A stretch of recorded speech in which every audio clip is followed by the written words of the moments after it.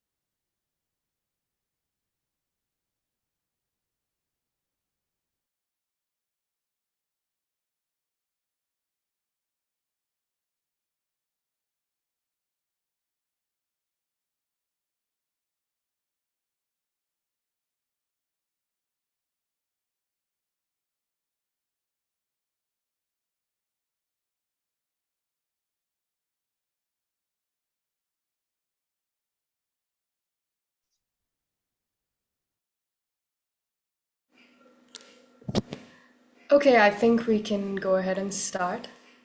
Hi, thank you guys for joining for yet another masterclass. Can everybody hear me? Yes, we Okay, can. great. Yes. Yeah, it's Thanks. So, please allow me to introduce Rohin Bachwani. A little bit about him. He's the CEO and founder of Robach. He graduated with a master's degree in global entertainment and music business from the prestigious Berklee College of Music. He's also worked in New York for a company called Mtheory LLC, where he played a significant role in crafting marketing campaigns for artists like Major Lazer, Flume, Petit Biscuit, and with Robach, he aims to bridge the gap between artists from India and the rest of the world through cross collaboration. So, his extensive experience and insights make him a valuable expert in the music industry. So, please join me in welcoming Rohin Bachwani for today's masterclass on music marketing, social media, and release strategy. Over to you, Rohin. Hello, thank you, Alana. Hello, everybody. How's everyone doing? Before I start this masterclass, just want to get an understanding if these masterclass series that we've been like putting together has been helping you guys. If anyone just wants to like maybe put a thumbs up or like just let me know how you feel about these series. Should we continue doing it? Is it beneficial? Is there something that you want to know more? Apart from the music business, do you want it to be more focused on songwriting, composition, or do you want it to be more focused on business? Anyone? yeah. Hi, Robin. So Abhishek this side, Hi, and Abhishek. I was part of the previous series. I did a few sessions. I missed out on a few, but this time I'm doing all the sessions. it's been quite, each of the speakers have gotten their own wealth of knowledge to share, and it's been good to learn from each of them. And I think, especially the one on the music business side of it, the aspect of IPRS or, publishing, licensing. If you could have, more of that, I'll say why, because, a lot of artists spend a lot of time creating music, but are not so well versed with the business aspect side of it. And given today's music landscape, every artist has to see their music as a business to, grow professionally.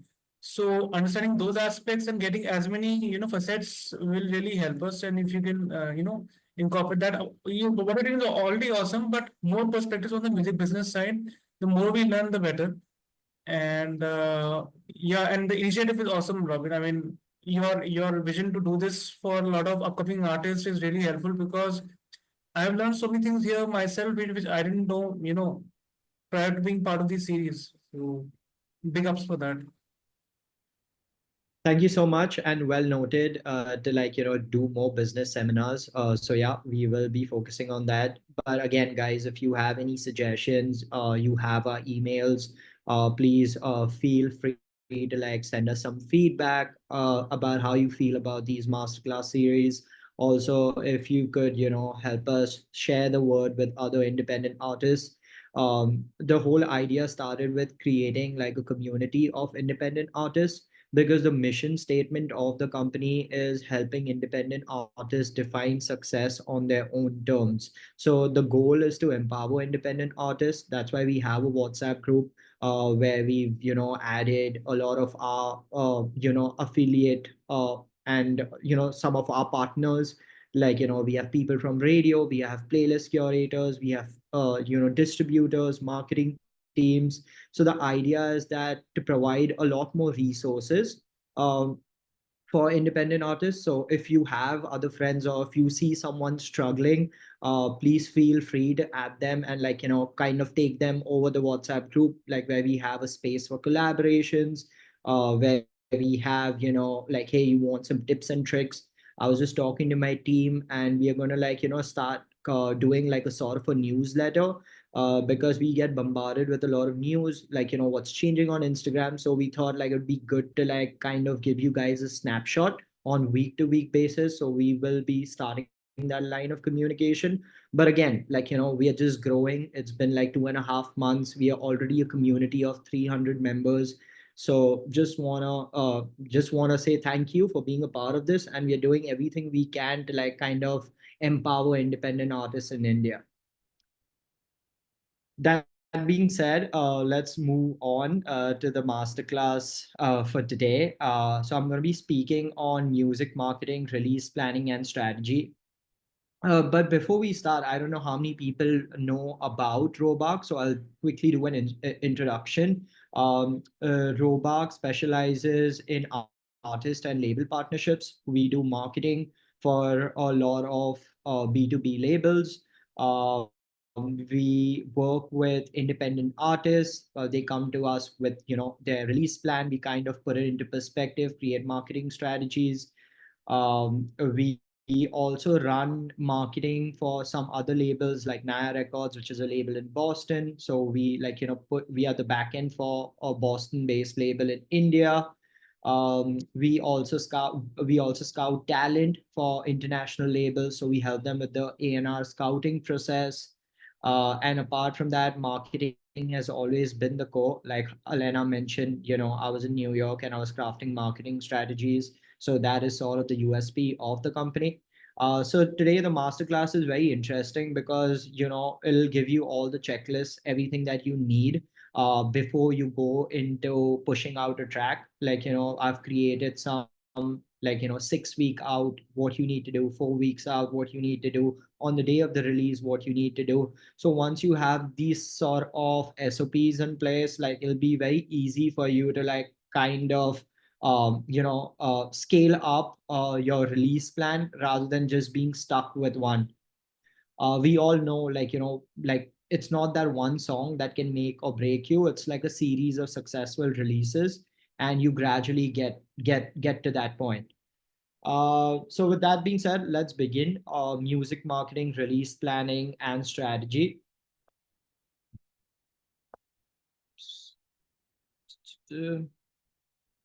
So what are the key components of music marketing? I would say branding, social media, strategy, and release planning.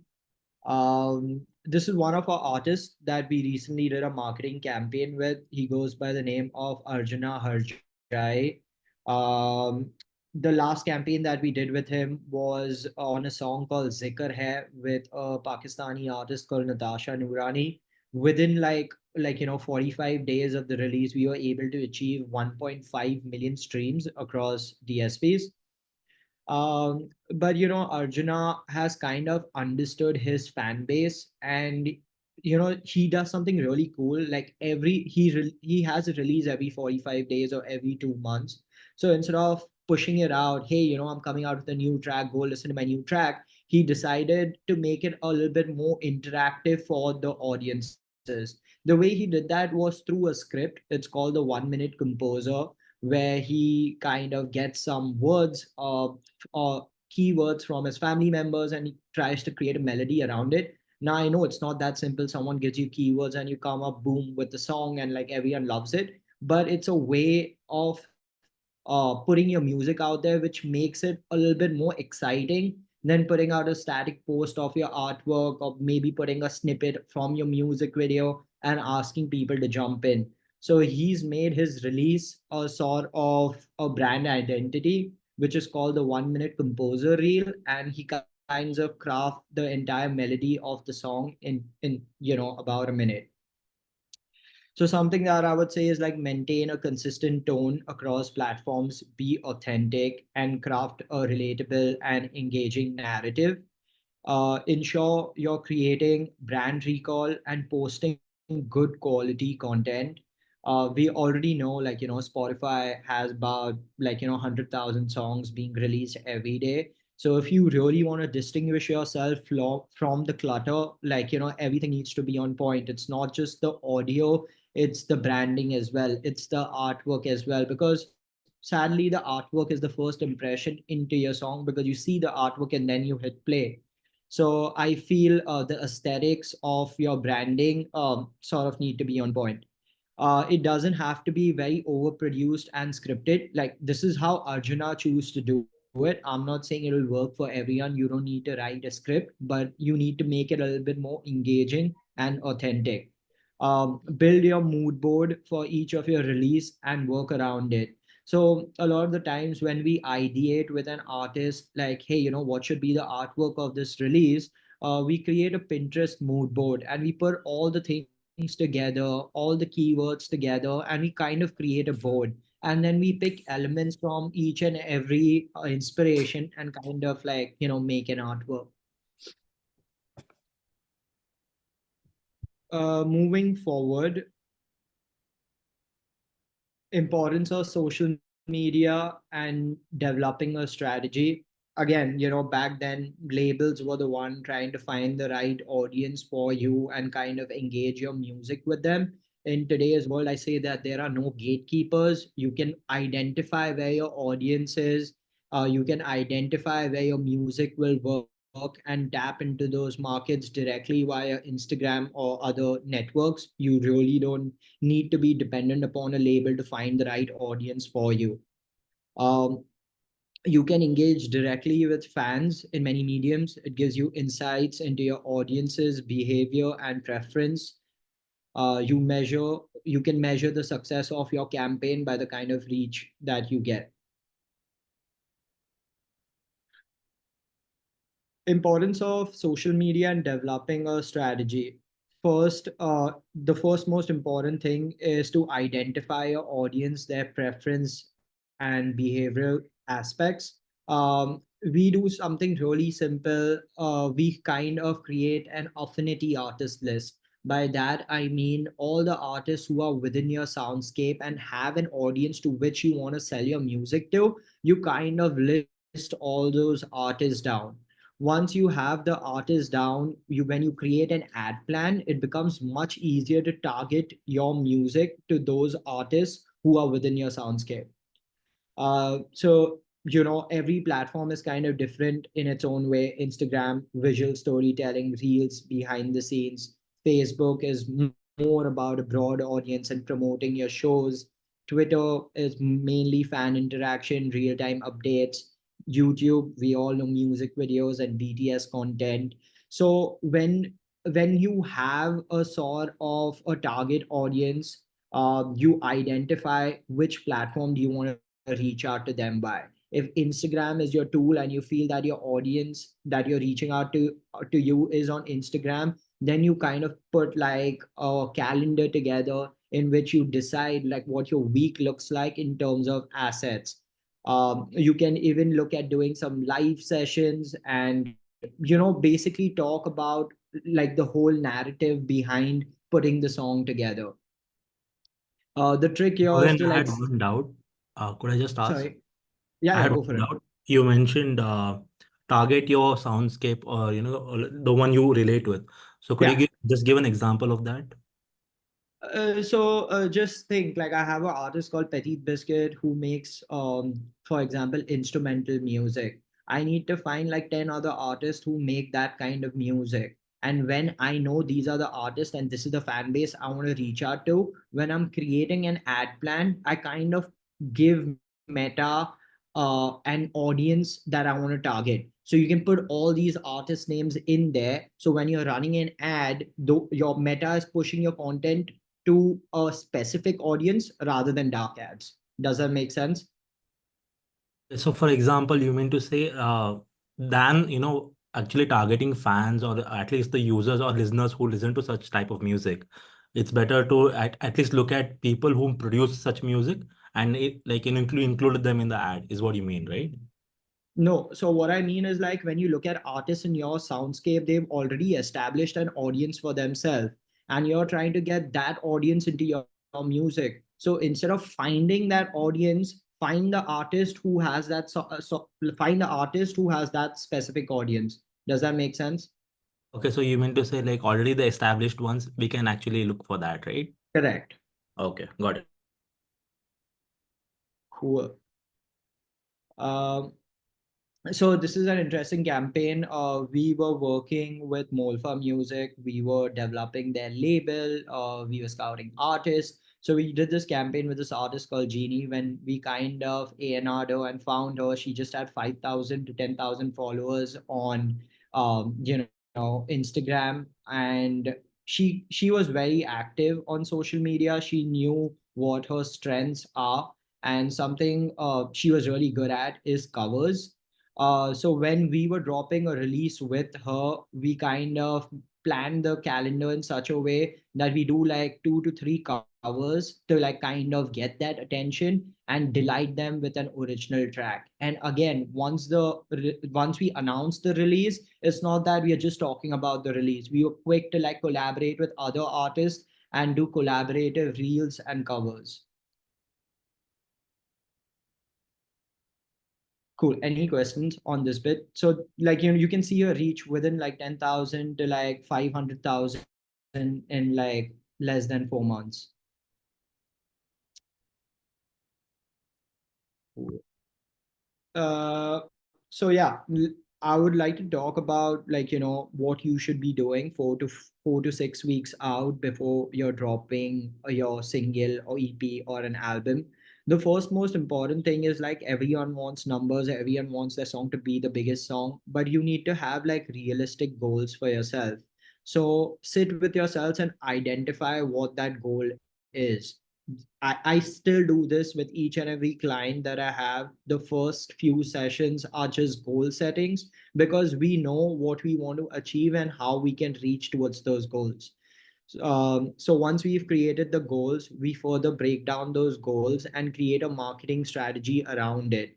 So, like anything, any strategy is going to be based on the kind of investment that you have. So it's very important to kind of put together a budget sheet. So maybe like, do a simple Excel sheet where, hey, I have 50,000 to 1 lakh that I'm going to be spending on this release. Maybe my asset creations, my music video visualizers, artwork can cost a certain amount. And based on that, I'm left with a certain amount to invest into my marketing. Um, see, like, creating great assets and putting great audio, uh, those days are far behind us where you just put something online and it goes viral. You need to give it some sort of a push. By that I mean you need to reach out to radios, you need to tell them when to play a song, what are the timestamps that you're getting. By that I mean, like, are they playing a song at 6 o'clock in the morning when no one's listening to radio, or are they playing it at peak commuting hours? So kind of get into the nitty gritty of each and every curator. For example, for radios, you need to know that your timestamps need to be great. Like whenever you send your music to like a radio station, ask them what is the timestamps that they're willing to give you. So you know that, hey, even if my song is on radio, how many people is it actually reaching to? Was it 6 o'clock in the morning to like 6 p.m. in the evening when everyone's going back home?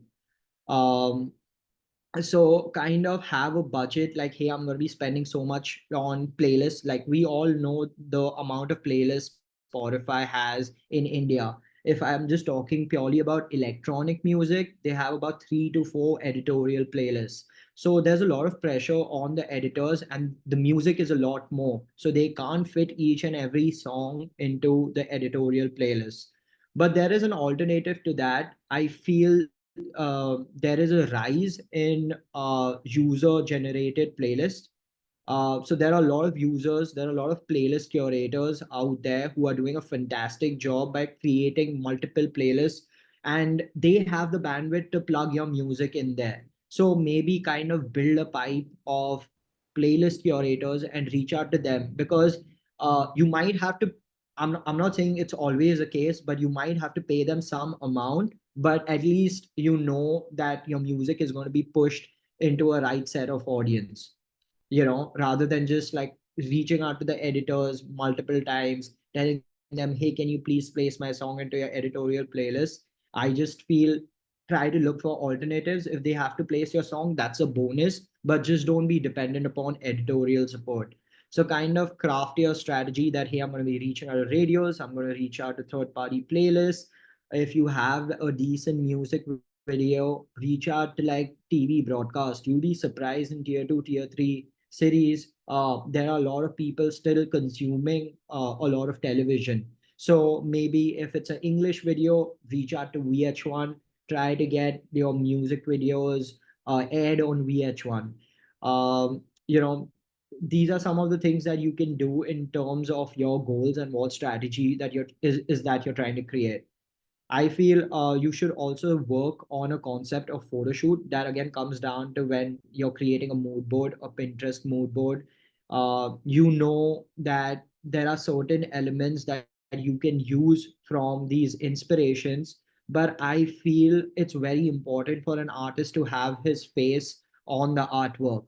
Let me give you a quick example. Everyone, I think most of the people know the song called Sunset Lover. But when I say Petit Biscuit, the artist who created this song, you can't put a face to the name because he never used his face in the artwork. So the song has 1.6 billion streams, but you don't know who's the artist. So there is a big mismatch between who the artist is and who's created the song. So always, like, I feel you should have your face in the artwork.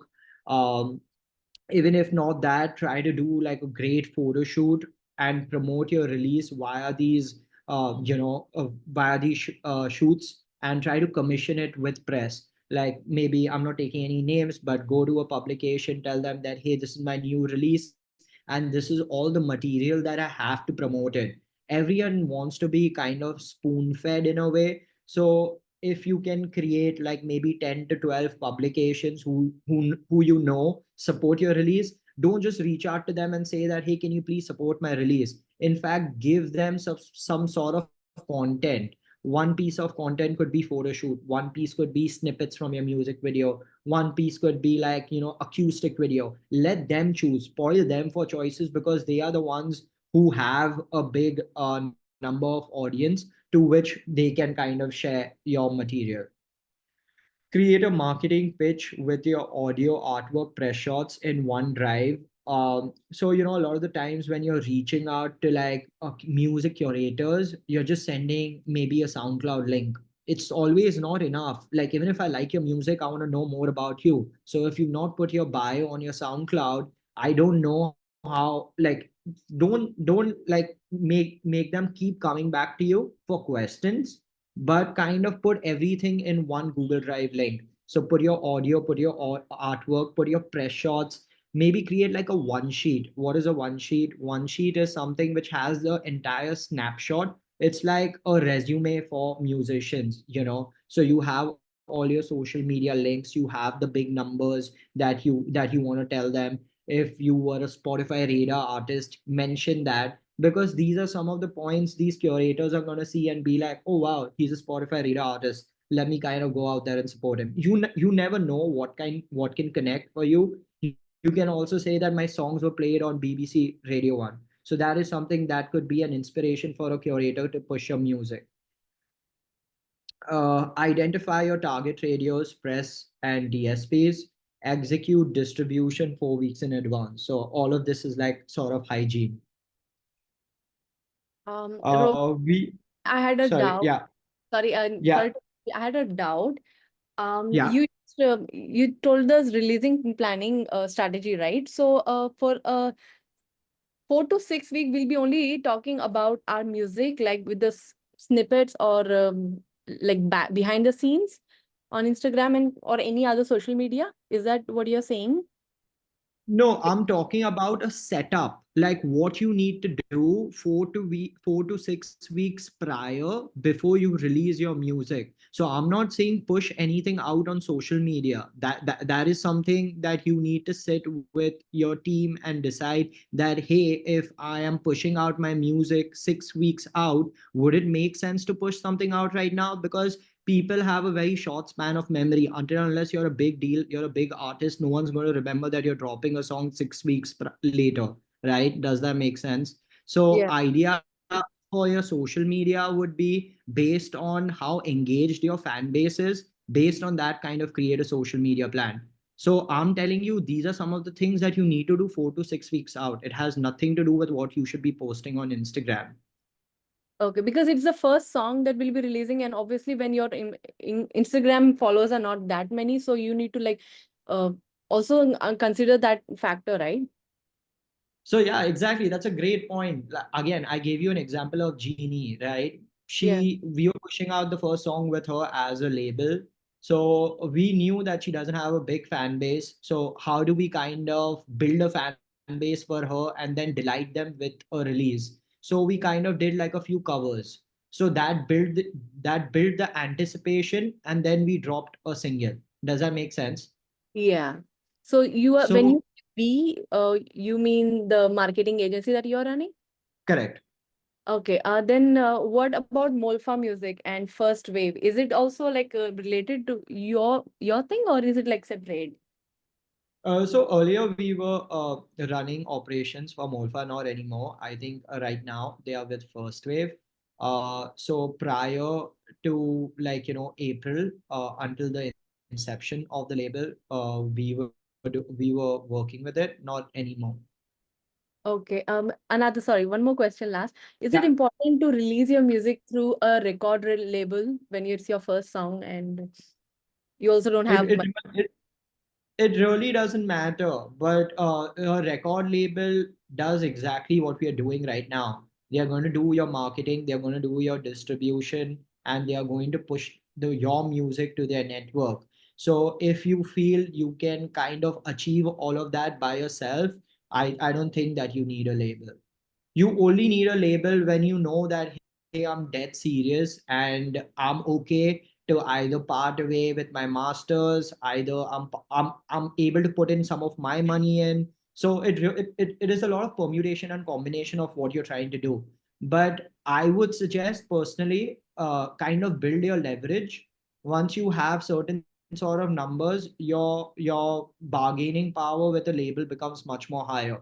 Because if you are going to a label for your first release, if your music is really great, you know what that deal is going to look like, and you don't want to end up being in that deal, right? Few years later. So have that vision for yourself, and honestly, there are so many DIY platforms. You really don't need a label to be successful. It can happen by yourself. That's why we are doing these marketing strategies. That's why we are doing this masterclass, so that you can do it by yourself and you don't have to be dependent on a label. Okay. Make sense? Robin, one question regarding the press.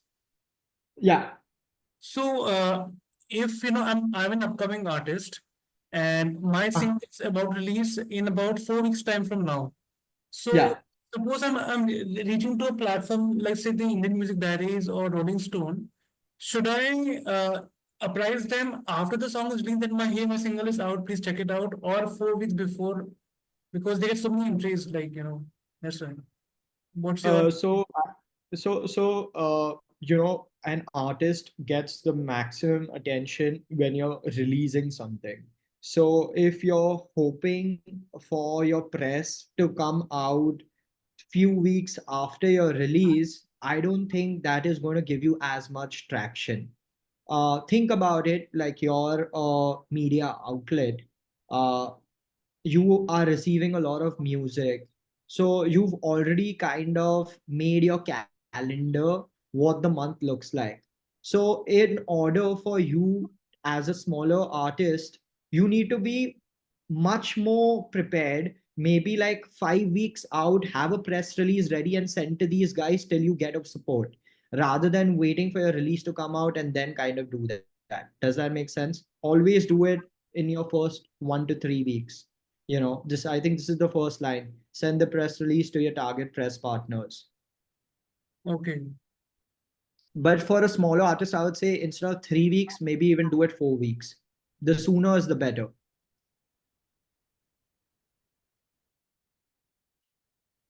So ensure you have all your content in one place for social media for at least 2 weeks, and post teasers, pre-save, and kind of build the hype around your release. So like we were just talking about this, that, hey, should we start posting 6 weeks out? Hey, we have a new release coming in. But it's not important to say that, hey, you have a new release coming in, but it's important to like warm up your social media. It's important to post content to get more people inside your Instagram and tell them then that, hey, I'm dropping a new song. So you're kind of engaging them in the long run.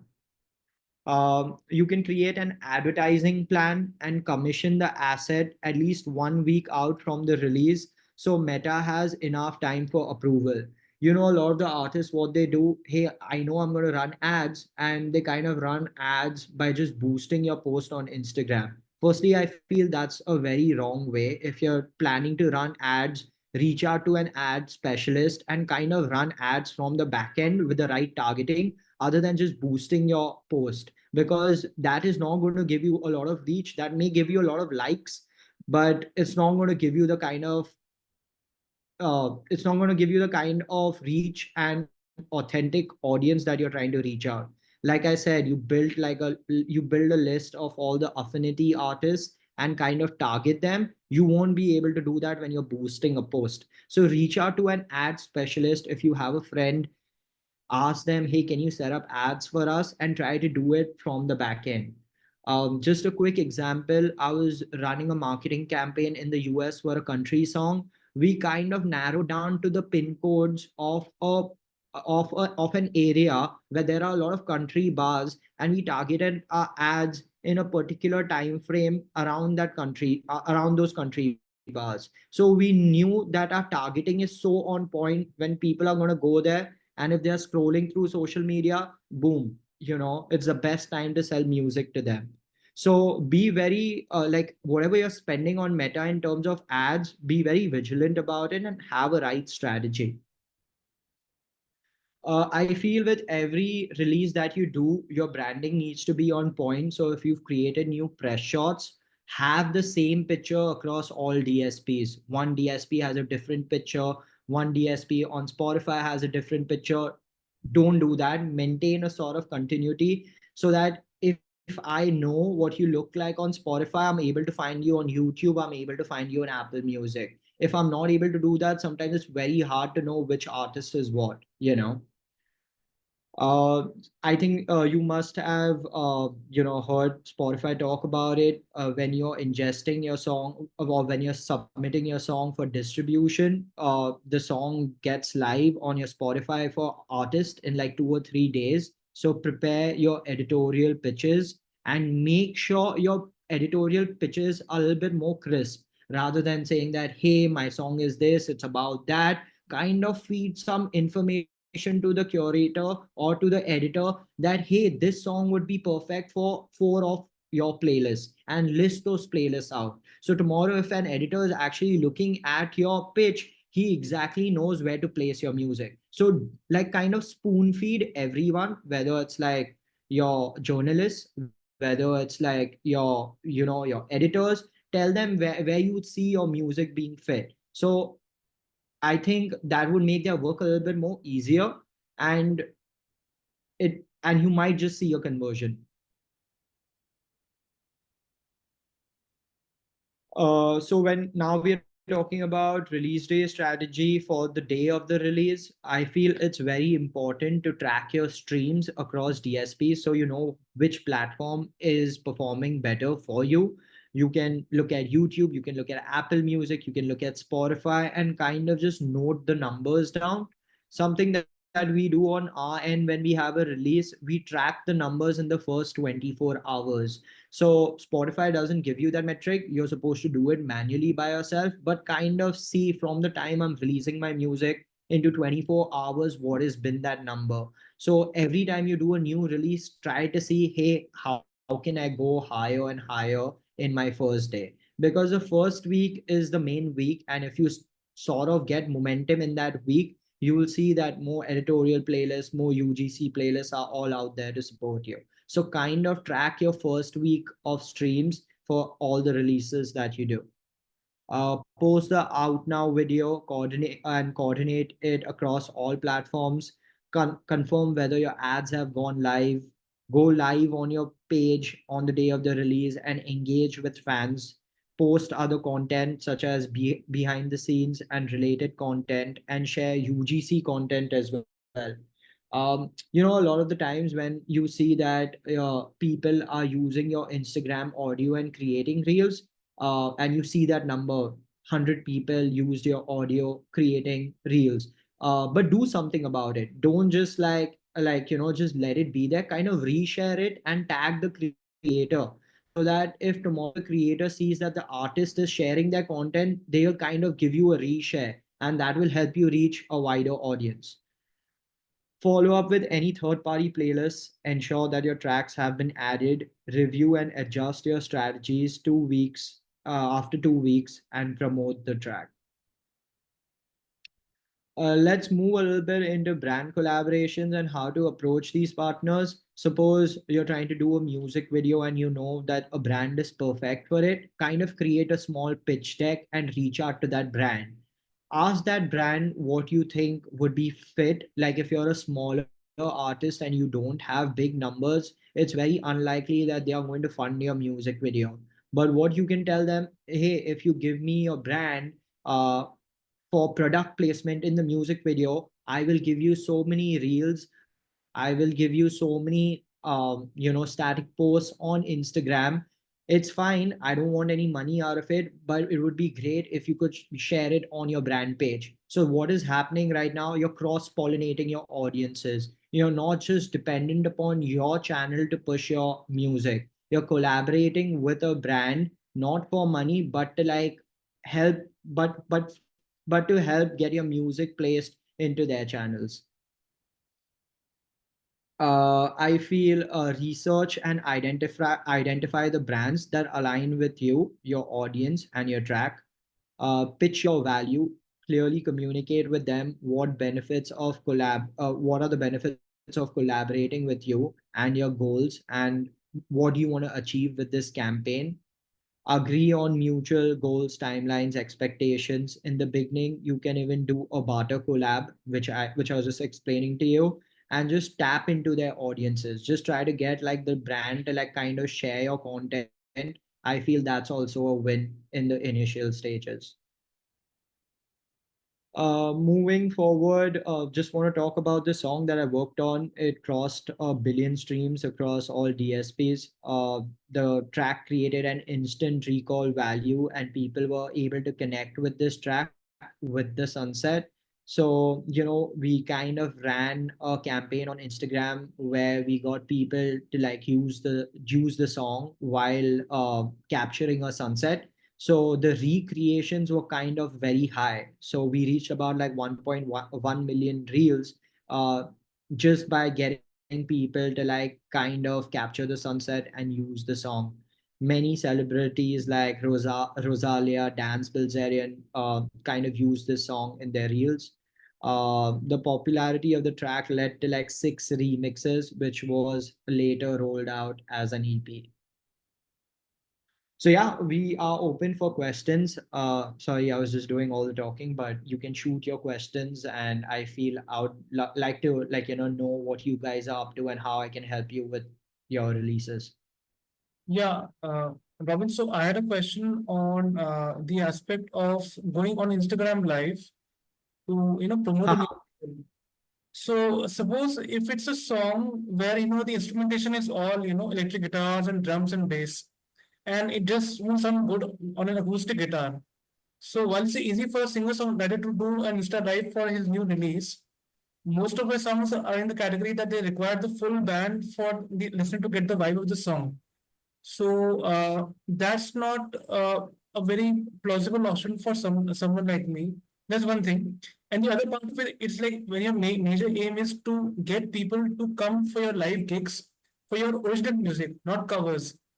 And if you end up doing, Insta Live, and it for them they getting the music on a platter without having to pay any tickets, just see it Instagram Live for 2 minutes and just scurry away. Is that really a good strategy to create a build up for your live show? Because it was easily available to them. Why would they come and pay a ticket and come to your show? So, yeah, great questions. I'll start with the second question first. Music is just content for you to tour upon. Once you feel that your music is sort of gaining some momentum, it's always good to reach out to promoters, venues, and try to get booked for your shows. When you, for example, you approach a promoter, and the promoter will ask you, do you have any sort of experience performing live? What are you going to tell him? Like, hey, I don't have any show reels, I have nothing, all I need is an opportunity. Maybe that's not very exciting for a promoter to kind of give you a gig. But if you show him some of your live recordings or some of your jam sessions which you decided to go live with, maybe he is more compelled to like kind of give you some shows. So the idea is always to give people like give them a taste before you kind of tell them what that entire experience is all about. And initially, your first question, see, Instagram Live is not to go out there and play your music live. That's not what I mean. I mean, go live because you're kind of engaging people in a much more authentic way, and then get them to like go check out some of your electric guitar stuff or stuff that you can't play live on your YouTube channel. So that is just a gateway for you to get more people into a larger story. I hope that answers. Yeah, sure. Hi, in one question, is it important to release your music video for your first release, or you can wait for to see whether the song goes has a good reviews, and if people are responding it very well, then you can release video? Like, what is it like? Is it important to release music video along with the release audio release at all the streaming platforms? I think this is a great question. And, I still have a lot of artists that I kind of try to feed this information into. We were a video first market when we were just YouTube, but now with the rise of DSPs like Spotify, Apple Music, Ghana, Wink, you have the ability to push your audio more than your video. So identify yourself in 4 different categories of an artist who has money to spend, and the last category is an artist who doesn't have money to spend. So when you sit on your budget sheet, which was the first slide, that these are my goals and this is my budget, you're automatically going to answer that question. If I have 1 lakh rupees to spend on my release and I put 80,000 into creating a lyric video or a music video, it's not that your release is going to fly. That's, a music video in today's age is just more of an ego thing for an artist, that hey, I put out a music video, I have leveled up. But that's not the case anymore. I feel, understand how you can utilize the limited budget that you have as a breakout artist, rather than putting all your eggs into a music video. Your second question, your second point to that question, that can I create a music video after a release? Of course you can. I think that's a great strategy. You can inject more life into your music by creating a music video. Suppose you drop a single, it's not doing well, but after 3 months it's kind of gaining momentum and people are sharing and it's going viral. Wouldn't you want to do something more to promote the release? It's a great time. And that time, if you're associated with a label or a distributor, and you go and tell them that hey, my song is doing really well, I'd like to do more around this song, they will give you an advance to go out there and create a music video. So initially, don't spend any money on a music video. I agree, you have to do something on YouTube, because again, it's where a lot of revenue for a lot of labels in India still comes from to date, and there's a lot of audience out there. So create like a visualizer, create like a loop, embed your audio into that and throw it on YouTube. But you don't need to sit and plan a music video. If I was an artist today, what I would do, I would invest money, get a photographer or get a cinematographer, and create content for an entire month. And I would cut that out into small snippets of maybe like 30 seconds to 1 minute, and plan my entire content for the month. Because your audience is on Instagram, and on Instagram, you're using short video format. On YouTube, you're using YouTube shorts. So why do you want to go out there and create a 3 minute music video, which people are not going to watch, and it's much more expensive? So do it at a later stage in your career, not at this point. Cool. Hi, sorry to interrupt. Just a quick note. If you have any questions, please go ahead and raise your hand over the call. This way, we'd be able to regulate the order of questions a little better. Rohan, do you want to go ahead with yours? Yeah, thanks. Hi, my name's Rohan. I just wanted to, firstly, thanks for doing this. This is great, and congratulations on all the success you've had. I'm going to put on my camera so you can see me. My question was about the press, because I have a little experience in this space. I've promoted independent music for a while. As a matter of fact, I was on a radio channel in Chennai and promoting independent music there. This is like 2010, 2011. And there was so I want to know what your experience was in terms of reaching out to press, because a lot of your content, what you've shared, and it is the social media, the digital age we're living in. So that's really where the focus is.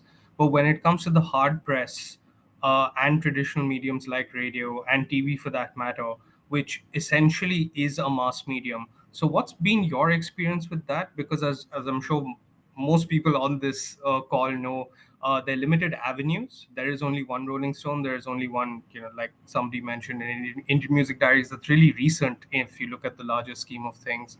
What's been your experience in engaging like traditional media or traditional press that way? Are they receptive to new things? That's the biggest concern. Thanks.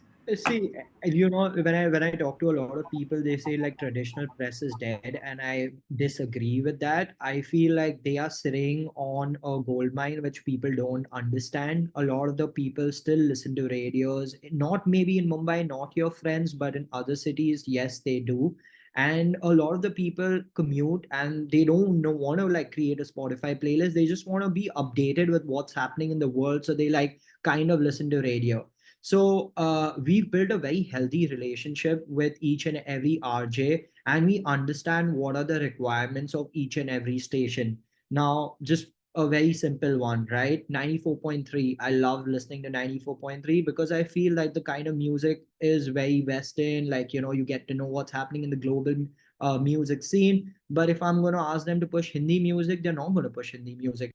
They're not going to bend the rules just for one person, right? So you need to identify which radio station has what sort of curation. So when I talk about a Radio Mirchi or a Big FM, they want straight up commercial music. They are not going to promote like singer-songwriter acoustic vibe. Maybe they'll create like a small show at an odd hour to push that out, but that's not what their focus is. So with this, I understand each and every radio station and we service our music to them. And I feel the conversion rate is like 95%. It's very less where a radio comes to me and tells me that, hey, we don't want your music. And if they're telling me that, like, maybe the song is not radio friendly, maybe it's too electronic for them. So, I kind of have an understanding of the radio. And as a matter of hygiene, we have created these buckets that, hey, if it's an English radio, we are going to reach out to these 5 radio stations for sure. Whether they want to support it or not, that's totally up to their discretion. But in terms of media outlets, you pointed out correct, there aren't a lot. Again, what does a media outlet technically do? They're sitting on an audience pool of 100,000 followers. A Rolling Stone has 100,000 followers, or Indian Music Diaries has 50,000 followers. Why can't you create this by yourself? Why do you need to be dependent upon them? Correct. So you can reach out to them, and that will add some credibility on your plate if you're trying to get maybe a show. Hey, I was featured on a Rolling Stone, but it really doesn't materialize into any stream counts. So by saying that, hey, I got an article on Rolling Stone, it's not going to be like your stream count the next day is going up by 10,000 streams. It doesn't happen. So it's more of it's more about adding that small credibility on your plate, which some people might get impressed by. If you're trying to kind of get a brand deal that, hey, I've been associated with these brands, sounds really cool, but no one really cares anymore. If you can sit on Instagram, push out great content for a period of 6 months, I'm sure you're going to have more than 100,000 followers. So it's the quality of content that you push out. You don't need any gatekeepers anymore. You have your Instagram, you have your platforms, have a direct connection with your fans. Awesome. Thanks so much. Hi, Rohin. This is Anshul. So I'm an artist manager myself, and like I have a pool of artists who are like up and coming. Like none of them are like established as per se. So there are 2 problems that I face with them is, so a lot of these new and upcoming artists feel that like somebody will come and pump in money for them, you know.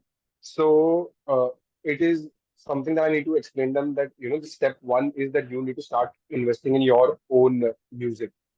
So for somebody who's very new, like I can say maybe less than 1,000 listens or 1,200 listens a month, what is the kind of budgets they should look at to push at a minimum level? Like it can be as low as maybe, I don't know, it can be 10,000 for one song, or maybe 20,000 for one song. What is the minimum budget one should think about as a new artist when they are going forward with this? Is what my question was. See, there's no magical number that, hey, invest 10,000 and you'll get this. Hey, invest 20,000 and you'll get this. There is no magical number. When I talk to artists and they come up and they tell me that, hey, koi aayega, and they'll put money on me, some label will kind of pick me up from the grave and make me successful, I tell them, I'm very sorry, you're living in a dream. The best way to do anything is to show your leverage. What do you have on the table as an artist? What kind of streams do you have? Tomorrow, I know that there are a lot of players, a lot of distributors who are willing to support artists and breakout artists who they feel have the potential. But you can't just come out with one release with 5,000 streams and be like, can you please pump in money to me? Show them at least a release cycle, like I did this for 1 year. I started from here. This is been my journey. Kind of report everything inside a doc. Give them like a kind of understanding. Those goals I was talking about. First, ask them to make those goals, because once you So ask like them, have milestones maybe which is set for a whole year, and maybe we first follow up on the milestones and then correct, reach out to the right people. Will be a correct, good way to go about because it. then you have a story to sell, right? I started off with 1,000 followers. Today I'm sitting at 100,000 followers. I started off with one song. Today I have 5 songs. My songs have been growing month on month this much. My audience has increased so much. Based on this, I'm making so much revenue. Now come and invest money on me. Every artist is a startup. So if you want an investor, you have to show them the valuation. As simple as that.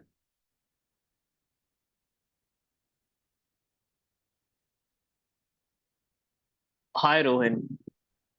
Hello. First of all, I wanted to thank you for doing this, and I wanted to ask you one question that you are telling about putting the metadata. I have released so many songs, while other distribution I can name DistroKid, SG Digital, Blackturn, but I haven't never get the option to put the metadata.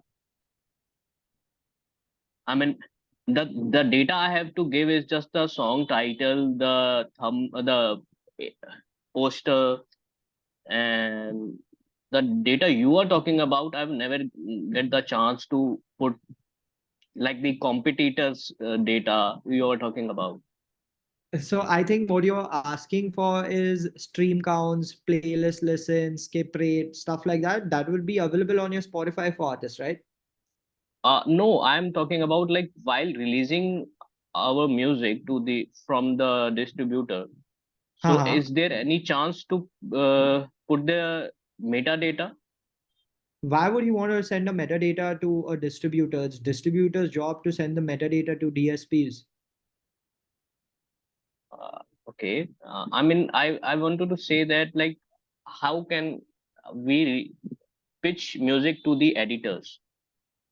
On Spotify for artists, Amazon Music for artists, Apple Music for artists, सबके backend पे when you submit your song via DistroKid or TuneCore, when the song goes to these DSPs, it goes live on your Spotify for artists. So over there, you have an option of going and pitching your music to the editor.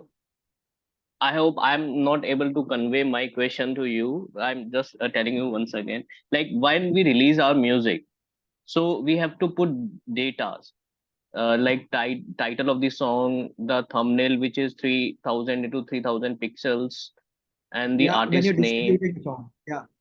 But how can we do the better SEO of the song? By choosing the right track title. Like I said, Sunset Lover could have been named anything else and it won't blow up on Instagram, right? So when you're sitting with your song, put the right track title, because that is the metadata that is the most important. That's the on the outward. ISRC, UPC, C line, P line are all on the inward. No one cares about that. Everyone cares about the track title, All and right. that is in And your control. is there any option to put our competitor in the metadata? Like we have created music, like for example Marshmallow, and we wanted to give our distributor like this is our music. So can we do that? No, all you can do is like maybe put the right genres and subgenres. So it's in the same bracket as a marshmallow, but you can't put anything. Suppose your track title is a Sunset Lover. You can't put like a Sunset Lover marshmallow vibe. You can't do that Right. because the minute you do that, you're kind of tagging the artist, and I don't think that's ethical. All right. Yeah. Next one. Yes. So like you were talking about traditional press, and you mentioned that it is very important, like it could really help the artist really, get to a wider audience. So I was wondering, how do a person, an artist in South India who makes Hindi music can make use of radio? I mean, I'm kind of in a situation where radio here in Andhra Pradesh, obviously people would be listening to Telugu. And Hindi is like hardly they listen to. If they want to listen to Hindi, they'd switch to Spotify or any other thing. They won't listen to radio. So how do I make use of radio? Like in what way? So again, like you have to first identify where your audience is. If you're staying in the South and no one listens to Hindi music, maybe that's not your market. That's not the city that you want to target. You want to target maybe a Bombay, Delhi, Bangalore, for example. So you identify which are the radio stations in that territory that play the song, and then reach out to those radio stations. Okay, and what about then the timing? Like, So What about the timing, as in like the timestamps when they're going to be Yeah, playing the that's what I'm song? thinking about, yes. So that is again in what they feel, right? Like I would say play my song at like a 6 p.m. or a 5 p.m. when everyone's commuting and those are high traffic hours. But at that time they want to play like a Diljit Dosanjh. So that's not in your control. All you can ask for a better timestamp, or even just make sure that you're asking what are the timestamps when my song is being played. Because you shouldn't be like, hey, my song is being played on the radio, and then you find out it's being played at 4 a.m. So, it's always like a hygiene check to ask the RJ as to when and what timestamp is your song going to be played at, right? Okay. Thanks. No worries. Rohan had like two quick questions. Yeah. So according to you and your experience, which are the best media channels to go for, instance, like, on TV for English and Hindi music and on radio? If you can list some, that would be great. So what I can do is I can have like my team like put out some of these in the group. So like everyone has that, but there are plenty. All I'm saying is that you have to do your research and find it out. But there are plenty. Like you would be surprised. I thought that there are only 4 radio stations that exist in the country, but there are more than 100. So you have to find out where these radio stations are, whether it's a college radio, online radio, broadcast radio. Kind of start building your pipe. It's like I tell every artist, what's the best practice that you can do is start building an Excel sheet with all the contacts. For Correct. starters, just go all about music and check each and every person that was added as a company over there, and kind of map each and every employee from that company. You'll understand half of the music industry in India. So once you have kind of mapped that, and I feel like all the artists, independent artists, should get together and do this, start like a Excel sheet, spread it along with as many artists as you can. Tell them that it's the majors versus the independents, and what can we do to get that kind of a rollout that a major record label does. It's not important to go out to a major label because they have these list of contacts. You can start building it by yourself. Everything is available online. So start building a pipe. There are a lot of players out there, a lot of curators who can actually push and propel your music to the next level. Yeah, that's great. And the other is, as you mentioned, like you said that you handled the backend for Paid Biscuit, right? Yeah, Yusuf. Okay, like the for Sunset Lover, for Yeah, that. yeah, yeah, yeah. Okay. So I just wanted to know, let's say when you had to promote it, right? How much of the budget was spent on YouTube, Instagram, and I just wanted to know the percentages, It's because I can't. I want to know which is the best way to. Obviously, I can't disclose the numbers. Yeah, you But just like a rough one, that would be okay. the thing is that with him, he released the song on SoundCloud, and no one picked it up. And suddenly on SoundCloud, one DJ kind of made it a part of his guest mix, and everyone's just like, "Wow, what is that song?" And everyone went to SoundCloud, and he got like thousands of streams. And then he did a DSP release, and when he did a DSP release, his distributor saw how the song blew up on SoundCloud, so he already had the numbers on his side. So his distributor didn't mind putting in that sort of a money. And the funny bit about Sunset Lover is that every time the Western countries transitioned into summer and they used to go to the beach and look at the sun, there was a big spike in the streams. So it became a seasonal song that no matter how old it is, anytime anyone goes to the beach, they use IG audio, they type sunset, that's the first or the second song. So based on that, they kind of we crafted a strategy that, hey, how do we get more people to kind of use the IG audio by looking at sunset? And we started with the top-notch influencers. So there was a lot of money that was being pumped in by the distributor, then him like putting his own money into it. But again, like the budgets were really, really, really big. Like it's a big amount is all Yeah, I. that I understand. So basically, since he put all the good work into the music, it blew up by itself. Mhm. Then somebody got invested and they did that, right?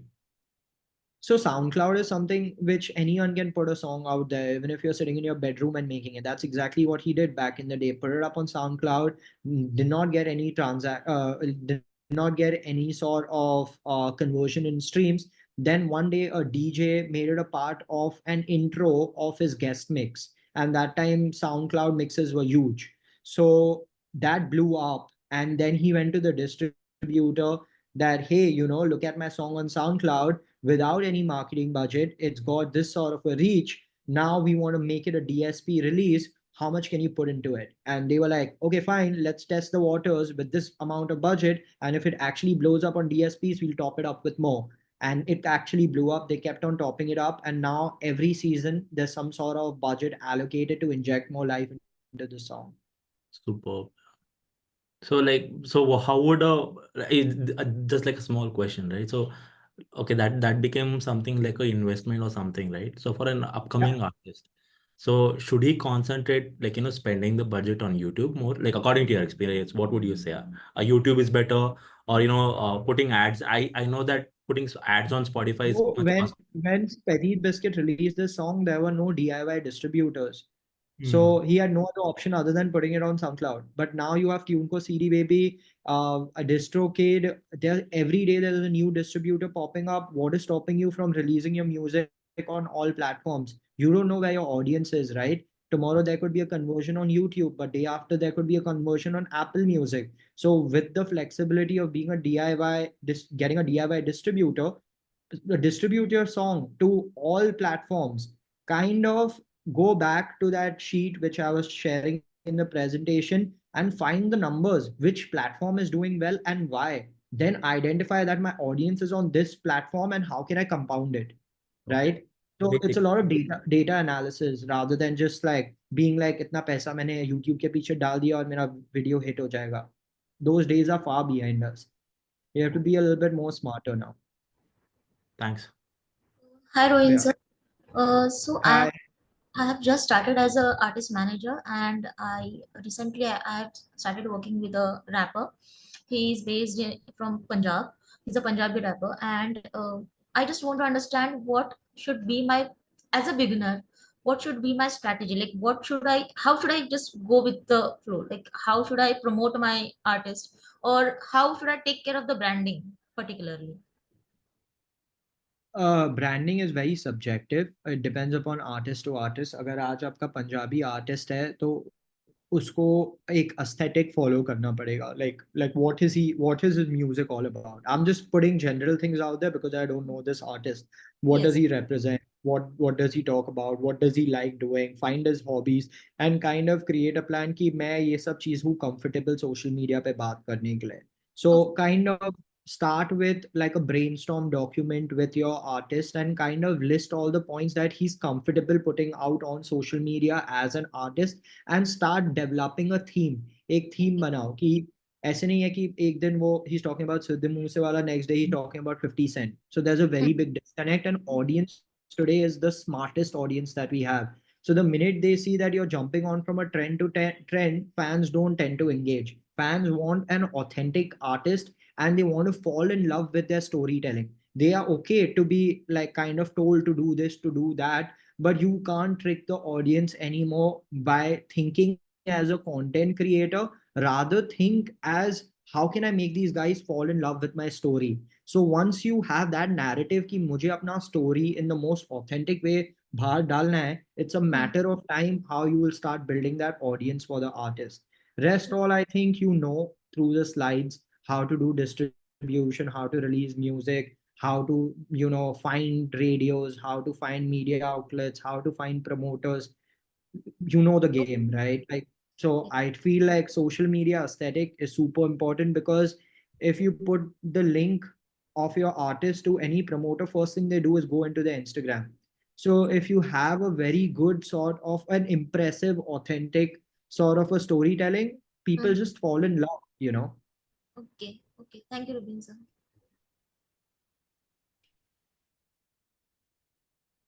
Yeah, Abhishek.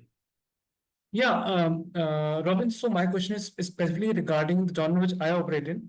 So I'm in the English indie scene. I do grunge rock. It's going to be that way for the next 30 years. That's very clear. Now, obviously, content for Instagram, be it reels, be it post, whatever you want to do, takes a bit of time. And I have a day job. I also compose the music. I write my own music. I, also record the demos, and also I do the guitars also. So right now, I've already released one album with one single like every 2 months last year. And what I kind of figured out was basically making content for the marketing part of it took a lot of bandwidth out of me in terms of the time I can spend on it, and I lost a lot of time in terms of how much I can spend on practicing or working on new music.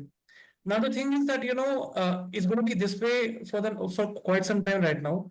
At what point do I realize that I need to outsource the marketing part of my music to someone else so I can focus more on the making my next album or my next music video or my next song or next composition, given my scenario. Like I know Pratik Kumar's handles are managed by a professional agency or someone close who are marketing experts. But for most DIY artists, they have to do their own, socials, and content making takes a lot of time as a process. Even a 4 minute reel or say a 60-second reel takes a lot of bandwidth, in terms of the kind of stuff you want to show and story you want to communicate. Right. So what I would say to you is like when you're a startup and you're just starting something, you have to look at the accounts, you have to do the sales, you have to do everything. We all are in that situation where we are trying to do everything at once. But when you know that, hey, I have to level up now, and I know that I can't do everything by myself, and it's not giving me the results that I want, based on my capacity, how much can I invest? If tomorrow you go to an agency, they charge you a very heavy fee to kind of promote your music, and you're just like, should I take that risk? Should I go out there? Should I push my music via an agency? Kuch nahi hone wala. Rather than that, think of yourself as an agency yourself, and kind of identify what is the thing that I'm struggling with the most. If content is something that you're struggling with most, deep dive into content, figure out what can I do to streamline my content. And I just gave you an idea right now. Don't do anything for 3 days. You have like a 3 day 3 day time. Create a script key. All my releases are coming around, and I don't want to go into a shoot every week. Get a cinematographer, travel all around Bombay, shoot your scenes, and kind of have that raw stock footage. Then what you do, get an editor, tell him to like cut it and chop it into pieces, and boom, your problem is over for at least 3 months, where you have enough content to push out. And keep repurposing the content, keep pushing it out on different platforms. So if there is something that you're really struggling with, there are a lot of solutions out there. And I'm not saying you should always go to an agency, because trust me, agencies are expensive.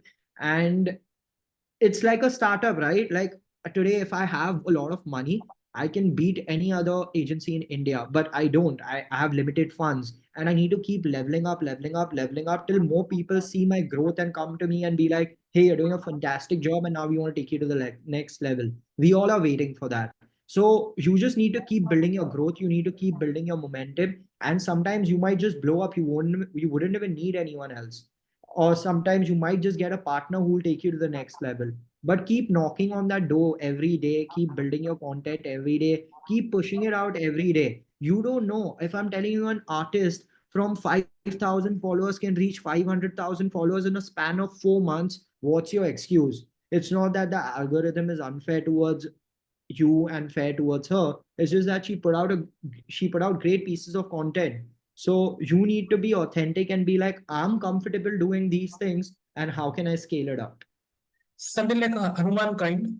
Content is everything, which is made of blow up. Bro, Hanuman kind, we'll that's a separate topic altogether, and we like deep dive into some like sometime else into like kind of breaking how the song became so big. But again, he was doing this for 10 years, and he was very hell-bent that he want to put out English music. And then it's the sign of the universe, multiple things happened at the same time. Great music video. The press in the US picked it up first. They pushed it out. Press in India kind of topped it up, and boom, the song became what it had to become. But I'm not saying it's that easy. There are a lot of hard work, time, effort, and everything that went into it. But he was consistent. It took him 10 years. I remember a time when I went to Sunburn for the first time, and my friend booked Nuclear for 10,000 rupees to play at Sunburn. And with me growing up in the industry, I've seen Nuclear from that 10,000 rupee artist to playing the biggest stages, biggest festival of all time. Because he had this idea of drum and bass, and he kind of integrated that with Hindi music, and it kind of worked for him. So you don't know what's going to work for you until unless you don't keep trying. And once you see those numbers increase on that particular song, then you kind of compound on that. You know that something that you've pushed out is working, and how can you make it bigger, if that makes sense. I just wanted to add, so I've Yeah. been attending Hanuman's first kind of gigs in Bangalore. So it's been I Yeah. have been seeing from past 20 since 2015, and he was the only English rapper amongst all the other rappers I knew in Bangalore. Yeah. Just keep at it, guys. Like the idea is to like inspire one another, help one another. My goal is to help independent artists. The idea is to like, there's so much talent in this country, and if everyone is just given the right direction, that hey, there is no magical wand that's going to come around you and you're going to become successful, and everyone just puts their head down and keep working and work in a very systematic format, I'm sure we can see a lot more Hanuman kinds, Nuclears, and big artists coming out from India. Great. I think I have extended my time on this panel, and I have been talking a lot, so I'm gonna give my voice a break. But again, artist alive suggestions, because I feel like you guys are core community. Please take some time to like send some suggestions our way. Hey guys, do this, do that. This can help independent artists. Please help us with putting up some radio channels together where we can pitch our music. We are listening. We won't be able to do everything, but whatever we'll be able to do, we'll try to do. And yeah, if any suggestions in terms of masterclass, we were thinking to do it a little bit more in terms of the narrative of an artist, because business kind of gets repetitive because everyone's talking the same thing. But maybe if we get like a great mixing mastering engineer, if we get like someone to talk about songwriting, like how we had a professor from Berklee College of Music. So I'm all yours. Drishti from my team, she's the one putting all these masterclass programming together. So she drop her email, reach out to her, talk on the community channel, let us know how we can improve this, how we can help you. And yeah. Thank you guys. Thank you, Rohin, for this valuable insight. And to everyone, thank you for being a part of this masterclass. And just a quick reminder, in the chat, you can find the link to the WhatsApp community, Artist Ally. We'll be posting updates about future masterclasses here as well. So yeah, thank you so much for being part of this again, and we'll see you for the next masterclass. Take care. See ya. Bye. Thanks, Robin. Thank you. Bye.